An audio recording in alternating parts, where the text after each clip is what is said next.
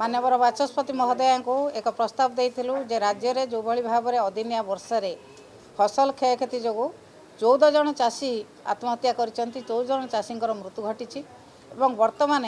चाषी मैंने राजरास्ता को आसुचंती कटनी छटनी चली धान तांकर ठीक समय बिक्री होना